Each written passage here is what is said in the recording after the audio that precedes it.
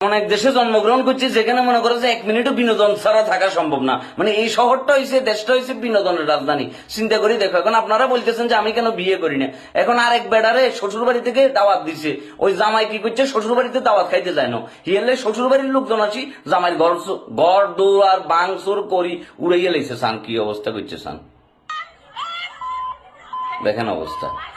হিয়ালে বলি আমি এই ডরে বিয়ে করতেছি না, কিন্তু কি কিউট শ্বশুর বাড়ি না, মানে দাওয়াতে আমি অ্যাটেন্ড না করায় আমার উপরে ক্ষিপ্ত হইয়া এবং আমার ঘর বাড়ি লুট করা হয় এবং ভাঙচুর করা হয়। লুটও করছে বাংসুরও করছে, চিন্তা করছেন অবস্থা।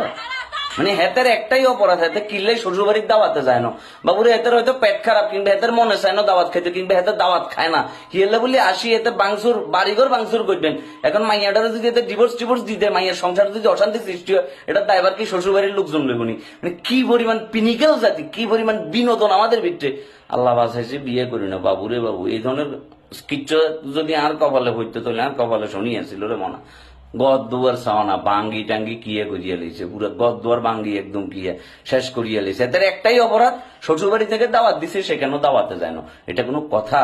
কি পরিমাণ কিউট শ্বশুর বাড়ি বাবুরে। আর দাওয়াত দিলে তো আমি কাসাম কাকার মাইক ভাড়া করি, ভ্যান গাড়ি ভাড়া করি, সবার আগে চলে যাইতাম। আর এত গরদুর বাঙ্গি জিনিসপত্র লুট করছে। এটা এটা মানে এটা হাসমু না কানমু, কি করবো বুঝতে পারছি। আপনারা কমেন্টে